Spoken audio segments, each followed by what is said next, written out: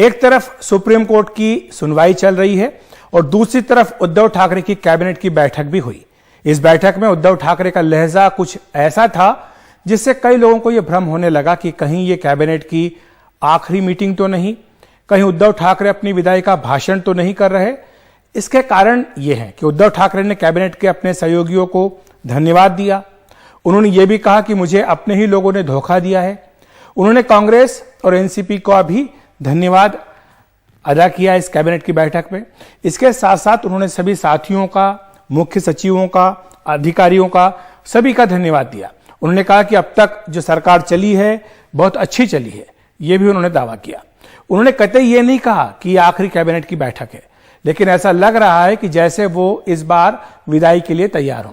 वैसे काफी कुछ इस बात पर निर्भर करेगा कि सुप्रीम कोर्ट से उन्हें राहत मिलती है या नहीं, क्योंकि शिवसेना कल के विश्वास मत को टालने की मांग कर रही है। उनके वकील लगातार ये दलील दे रहे हैं कि इस विश्वास मत को टाल दिया जाए, और साथ ही बागियों के जो वकील हैं उन्होंने इस पर हैरानी जताई है कि अगर बहुमत है तो फिर सरकार विश्वास मत से क्यों भाग रही है।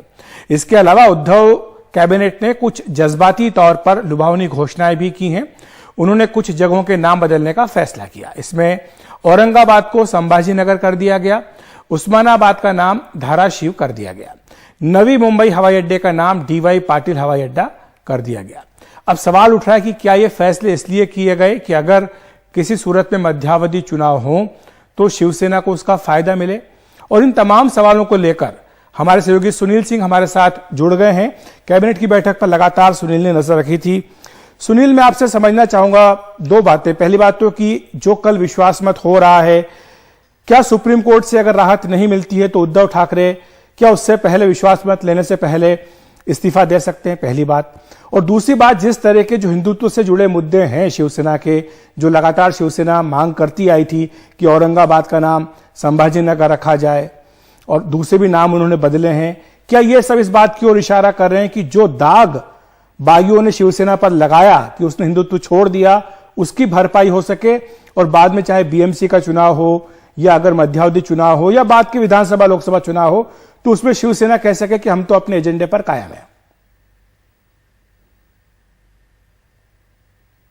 बिल्कुल अखिलेश जी, शिवसेना की जो दरअसल आत्मा है वो हिंदुत्व है और बाल ठाकरे जो हैं वो उसकी पहचान है। अब जिस तरह से जो उन शिवसेना के विधायकों ने ही इस बात से आरोप लगाया कि शिवसेना ने हिंदुत्व छोड़ दिया है और बाल ठाकरे के विचारों से नहीं चल रही है, इसलिए उन्होंने अपना बगावत की। तो ये जो बहुत बड़ा इल्ज़ाम था, अगर मान लीजिए कल को इन सभी बागी, तो अब नामुमकिन सा है कि शायद फिर से शिवसेना के पाले में आएंगे या शिवसेना के साथ में रहेंगे, तो कल जाएंगे तो काडर किस तरह से में क्या संदेश जाएगा, वो बड़ी बात थी। लिहाजा जिस नामों को उन्होंने 2.5 साल तक इस महाविकास आघाड़ी सरकार में टालते रहा, कभी इसका प्रस्ताव नहीं लाया। आखिरी वक्त पे आज की कैबिनेट मीटिंग में, यानी कल प्रस्ताव दिया गया था और आज की कैबिनेट मीटिंग में उन्होंने पास भी करा दिया कि अब जो औरंगाबाद है वो संभाजी नगर होगा और उस्मानाबाद है वो धाराशिव होगा। यहाँ तक कि नई मुंबई का जो एयरपोर्ट है नया बन रहा है, उसका नाम शिवसेना स्वर्गीय बाला साहब ठाकरे के नाम पे रखना चाह रही थी, लेकिन वहाँ के स्थानीय लोगों का दबाव था और बीजेपी की भी मांग थी कि वहाँ को डीबी पाटिल के नाम पे रखा जाए, जो वहाँ के बड़े नेता थे और जिन्होंने वहाँ के लोगों के अधिकारों को दिलाने की कोशिश की थी, खास करके जो विस्थापित थे एयरपोर्ट के। तो आज उन्होंने वो भी करवा दिया। और अब बड़ी बात ये भी रही कि जो एक उम्मीद लगाई जा रही थी, आशंका हम कह सकते हैं कि कांग्रेस इसका विरोध करती रही है, लेकिन उस कांग्रेस ने भी आज उसका विरोध नहीं किया, एनसीपी ने भी विरोध नहीं किया। तो स्वाभाविक तौर पर जो चाहते थे आज वैसा हुआ है जो मुख्यमंत्री उद्धव ठाकरे चाह रहे थे। हो सकता है कि इनकी अपेक्षा रही हो कि शायद इस मुद्दे पे कांग्रेस अगर अड़ियल रुख अपनाए तो सरकार छोड़कर यहीं से विदा कर लिया जाए, तो एक अलग सहानुभूति लहर जाती है और एक इस सरकार से निकलने का उन्हें एक अच्छा सा बहाना मिल जाता।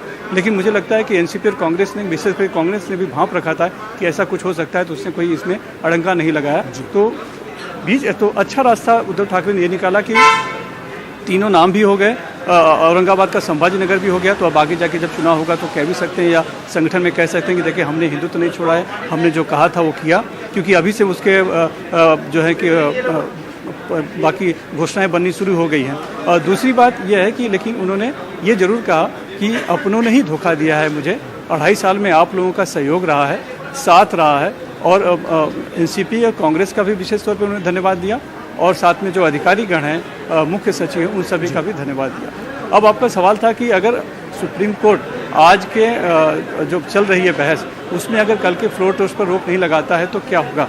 तो उस दौरान देखिए 2 विकल्प है। अभी तक तो जिस तरह से कानूनी लड़ाई लड़ी जा रही है, उससे तो ये लग रहा है कि आखिरी वक्त तक लड़ेंगे, शायद फ्लोर टेस्ट तक जाएं।